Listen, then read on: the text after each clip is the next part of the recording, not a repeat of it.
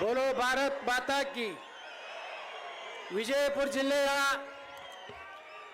ವಿವಿಧ ಯೋಜನೆ ಮತ್ತು ಕಾಮಗಾರಿಗಳ ಉದ್ಘಾಟನೆ ಹಾಗೂ ಶಂಕುಸ್ಥಾಪನೆ ಸಮಾರಂಭದ ಉದ್ಘಾಟಕರು ಕರ್ನಾಟಕ ಘನ ಸರ್ಕಾರದ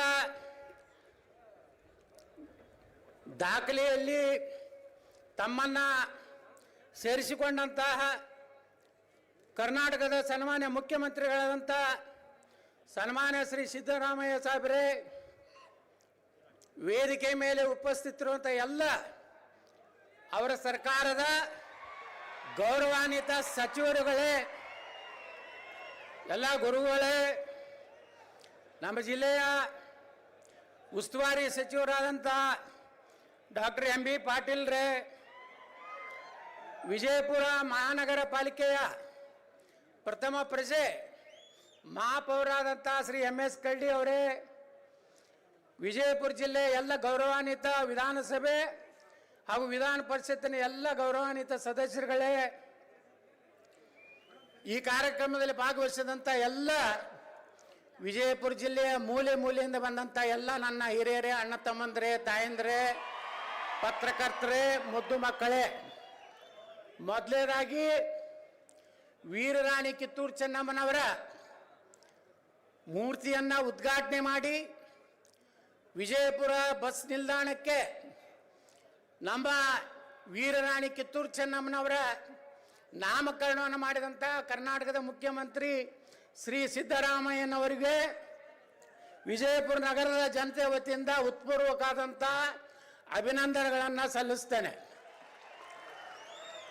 ಅದಕ್ಕಾಗಿ ವಿಶೇಷ ಪ್ರಯತ್ನ ಮಾಡಿದಂಥ ನಮ್ಮ ಜಿಲ್ಲೆಯ ಉಸ್ತುವಾರಿ ಸಚಿವರಾದಂಥ ಡಾಕ್ಟರ್ ಎಂ ಬಿ ಪಾಟೀಲ್ರಿಗೆ ಮತ್ತು ನಮ್ಮ ಸಾರಿಗೆ ಸಚಿವರಾದಂಥ ಶ್ರೀ ರಾಮಲಿಂಗಾರೆಡ್ಡಿ ಅವರಿಗೆ ನಾನು ವಿಜಯಪುರ ಜಿಲ್ಲೆಯ ಜನತೆ ಪರವಾಗಿ ಹೃತ್ಪೂರ್ವಕವಾದಂಥ ಕೃತಜ್ಞತೆಗಳನ್ನು ಈ ಸಂದರ್ಭದಲ್ಲಿ ಸಲ್ಲಿಸ್ತೇನೆ.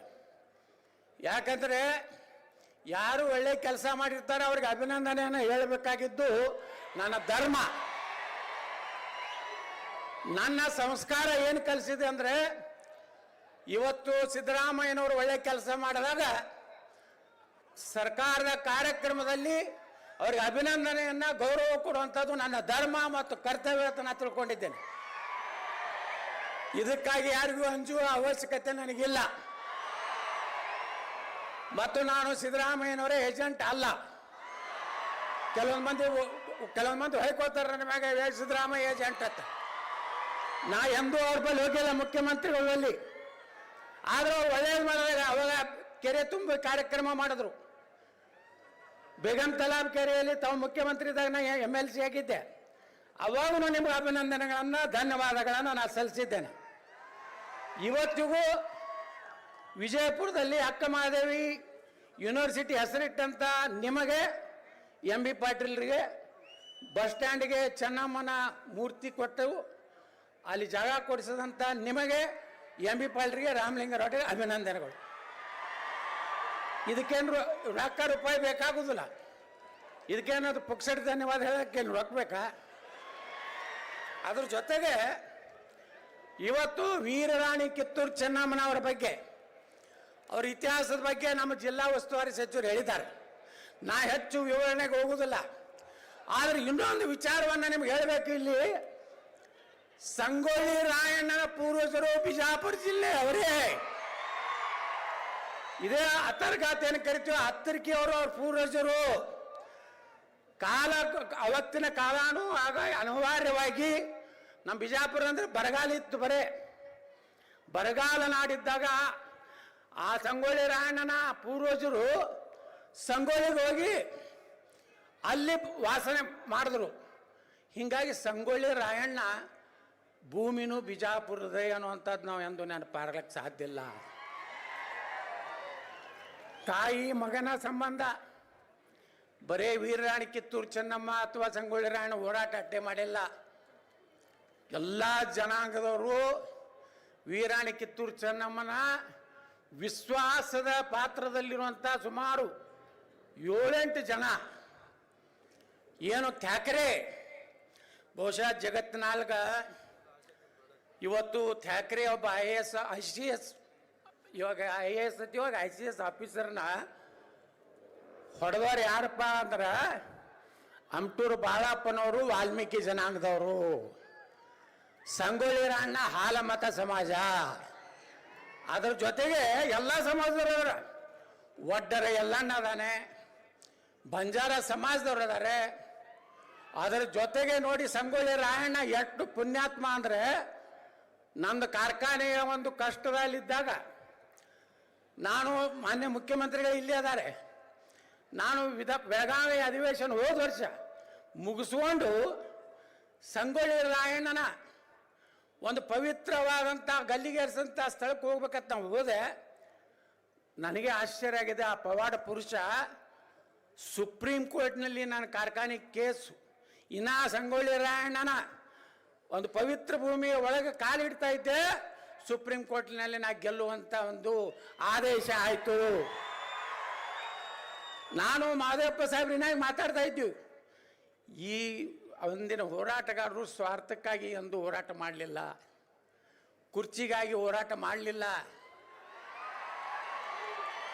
ಇವತ್ತು ವೀರರಾಣಿ ಕಿತ್ತೂರು ಚೆನ್ನಮ್ಮನೋಡ ಗಟ್ಟಿ ನಿಂದಿರ್ಬೇಕಾದ್ರೆ ಸಂಗೊಳ್ಳಿ ರಾಯಣ್ಣ, ಅಮಟೂರು ಬಾಳಪ್ಪ, ಒಡ್ಡರ ಎಲ್ಲಣ್ಣ ಇವರೆಲ್ಲ ರೊಕ್ಕಕ್ಕಾಗಿ ನಿಲ್ಲಲಿಲ್ಲ, ಈ ದೇಶದ ಸ್ವಾತಂತ್ರ್ಯಕ್ಕಾಗಿ ಹೋರಾಟ ಮಾಡಿದಂಥ ಪುಣ್ಯಾತ್ಮರು.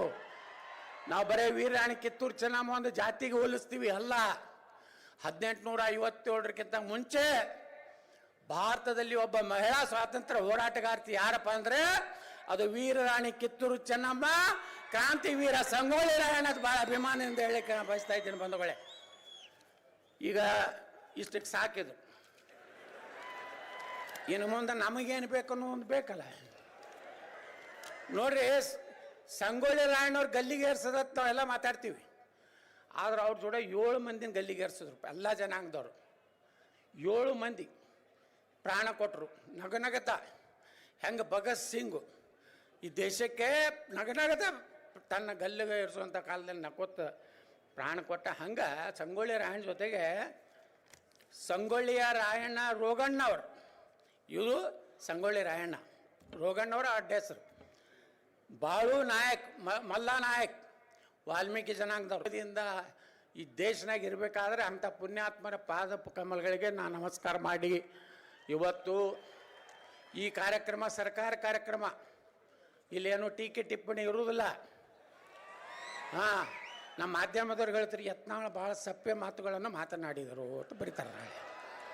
ಅದಕ್ಕೆ ನಾ ಮಾನ್ಯ ಮುಖ್ಯಮಂತ್ರಿಗಳಿಗೆ ವಿನಂತಿ ಮಾಡ್ಕೋದೇನೆಂದ್ರೆ, ನಮ್ಮ ವಿಜಯಪುರ ನಗರಕ್ಕೆ ಇವತ್ತು ಸುಮಾರು 160 ಕೋಟಿ ರೂಪಾಯಿ ಒಂದು ಫ್ಲೈಓವರ್ ಆಗಬೇಕಾಗಿದೆ. ಅದು ಸಂತ ಕನಕದಾಸ ಸರ್ಕಲ್ ಬಾಬಾ ಸಾಹೇಬ್ ಅಂಬೇಡ್ಕರ್ ಅವರ ಮಾರ್ಗದಿಂದ ಛತ್ರಪತಿ ಶಿವಾಜಿ ಮಾರ್ಗದವರೆಗೆ 160 ಕೋಟಿ ರೂಪಾಯಿಯ ಒಂದು ಫ್ಲೈಓವರನ್ನು ತಾವು ಮಂಜೂರು ಮಾಡಬೇಕಂತೇಳಿ ನಾನು ವಿನಂತಿ ಮಾಡ್ಕೋತೀನಿ. ಅದರ ಜೊತೆಗೆ ನಾನು ಇನ್ನೊಂದು 32 ಕೋಟಿ ರೂಪಾಯಿ ಮೊನ್ನೆ ವಿಧಾನಸಭೆಯಲ್ಲಿ ನಾನು ವಿನಂತಿ ಮಾಡ್ಕೊಂಡಿನಿ. ಜೋರಾಪುರ ಪೇಟೆಯಲ್ಲಿ ಏನು ಪರಿಹಾರ ಕೊಡಬೇಕಾಗಿದ್ದು ಕೊಟ್ಟರೆ, ಈ ಬಾಬಾ ಸಾಹೇಬ್ ಅಂಬೇಡ್ಕರ್ ಅವ್ರ ಮಾರ್ಗ ಭಾಳ ದೊಡ್ಡದಾದಂಥ ಒಂದು ರಸ್ತೆ, ಅದಕ್ಕೆ ಜನರಿಗೆ ಪರಿಹಾರ ಕೊಡಬೇಕಂತೇಳಿ ನಾನು ಈಗಾಗಲೇ ಮಾನ್ಯ ಸುರೇಶ್ ಅವ್ರಿಗೆ ವಿನಂತಿ ಮಾಡ್ಕೊಂಡಿದ್ದೇನೆ. ಇವತ್ತು ನಮ್ಮ ಮುಖ್ಯಮಂತ್ರಿಗಳೇ ಅರ್ಥಮಂತ್ರಿ ಇರೋದ್ರಿಂದ ಮಂಜೂರು ಮಾಡಬೇಕನ್ನೋಂಥದ್ದು. ಅದೇ ರೀತಿ ಈಗಾಗಲೇ ದ್ರಾಕ್ಷಾ ಮಂಡಳಿಗೆ ಮಾನ್ಯ ವಿಧಾನಸಭೆಯಲ್ಲಿ ಮುಖ್ಯಮಂತ್ರಿಗಳು ಹೇಳಿದ್ದಾರೆ 100 ಕೋಟಿ ಕೊಡ್ತೀನಿ ಅಂತ ಹಿಂದಿನ ಬೆಳಗಾವಿ ಅಧಿವೇಶನದಾಗ ಹೇಳಿದರು. ಮೊನ್ನೆ ಹೇಳಿದ್ರು ಬರೀ 10 ಕೋಟಿ. ಎಷ್ಟು ಬೇಕಟ್ಟು ಕೊಡಲಿಕ್ಕೆ ನಾನು ರೆಡಿ ಮಿಸ್ಟರ್ ಯತ್ನಾಳ್ ಅಂತ ಹೇಳಿದ್ದಾರೆ. ಹಂಗೆ ತಾವು ರೆಡಿಯಾಗಿ ನಾಳೆ ಬಜೆಟ್ನಾಗ ಕೊಡಬೇಕಂತೇಳಿ ವಿನಂತಿ ಮಾಡ್ಕೋತೇನೆ. ಅದೇ ರೀತಿ ಇಷ್ಟು ನನ್ನ ಬೇಡಿಕೆ ಹೆಚ್ಚಿಗೆ ಬೇಡಿಕೆ ಬಳಕ ನಾನು ಹುಚ್ಚಲ್ಲ, ತಮಗೆ ಅಭಿನಂದನೆಗಳು ಸಲ್ಲಿಸಿ ನಿಮಗೂ ಹೆಚ್ಚು ಚಪ್ಪಾಳೆ ಹೊಡೆಯೋದಕ್ಕೆ ಅಭಿನಂದನೆ ಸಲ್ಲಿಸಿ ನಾನು 2 ಮಾತು ಮುಗಿಸ್ತೀನಿ.